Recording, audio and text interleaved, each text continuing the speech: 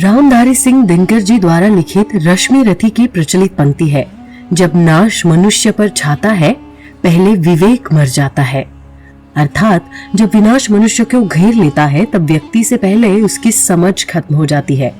और इस पंक्ति का जीवंत उदाहरण आपको आज की कहानी में बताने जा रहे हैं।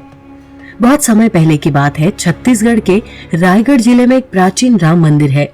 वहाँ के लोग बताते हैं कि मंदिर की महानता और तेज ऐसा है कि हनुमान की स्वयं समय समय पर आकर प्रभु राम और माता सीता के दर्शन करते हैं। सभी लोगों की आस्था मंदिर के प्रति बड़ी ही प्रबल थी। उनका मानना था कि कोई भक्त प्रभु से कुछ भी मांगे वो उसे मिल ही जाता है।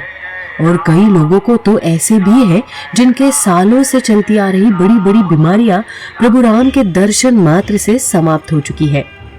हरिदास नाम के प्रकांड पंडित मंदिर में रहकर मर्यादा पुरुषोत्तम राम और सीता माता की सेवा पूजा किया करते हैं।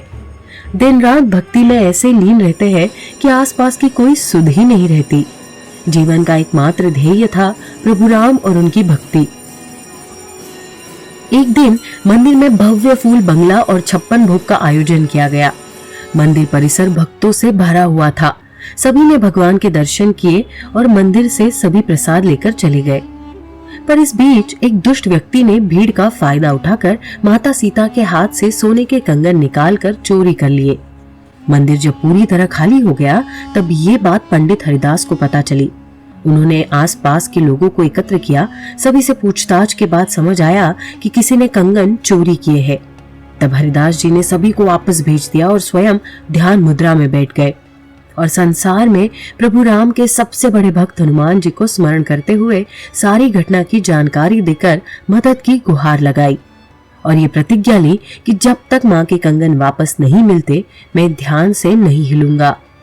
और उसी रात शहर के बाहर एक अविश्वसनीय घटना घटित हुई। जीत नाम का एक व्यक्ति मंदिर से सीमा सीता के कंगन चुराकर भाग रहा था। शहर से काफी दूर आ चुका था। तभी अचानक एक बड़ी सी परछाई उसके सामने आती है और उस सुनसान मार्ग पर एक तेज और भारी स्वर आता है जो कह रहा है कि दुष्ट, जो तूने किया है वो पाप है, अधर्म है। तूने ये घोर पाप करने से पहले एक बार न सोचा कि तुझे इसका कितना भयानक दंड मिलेगा। धीरे धीरे स्वर ऊंचा होने लगा। हवा की गति बढ़ गई। सनल कांप उठा। दिल गरज के बरसने लगे। पर जीतू ने सबको अनदेखा कर अपना कदम जैसे ही आगे बढ़ाया, सड़क के किनारे से एक विशाल वृक्ष उसके पैरों के आगे आकर गिरा। उसने परछाई को गौर से देखा तो विशाल शरीर, लंबी पूंछ, हाथ में गदा। वो परछाई किसी और की नहीं, स्वयं पवन पुत्र है जो क्रोधित हो उठे है। वो भयभीत हो उठा और वापस उल्टे पैर मंदिर की ओर दौड़ गया। मंदिर पहुंचा, हरिदास जी को कंगन लौटा दिए।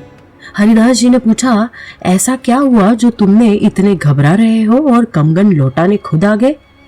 जीतू ने हरिदास जी को कहा कि हनुमान जी ने स्वयं आकर मुझे रौद्र रूप में चेतावनी दी है। मुझसे अनजाने में गलती हो गई है, मुझे क्षमा कर दे। जीतू ने हरिदास जी और प्रभु राम और माँ सीता से माफी मांगी और कभी ऐसा न करने की कसम खाई। बाद में हरिदास जी ने भी हनुमान जी को धन्यवाद किया। अगले दिन जब लोगों को पता चला कि हनुमान जी ने स्वयं आकर जीतू को रौद्र रूप में चेतावनी दी, ये देख सभी हैरान रह गए। सभी की आस्था मंदिर और पवन पुत्र हनुमान के प्रति और भी बढ़ गई।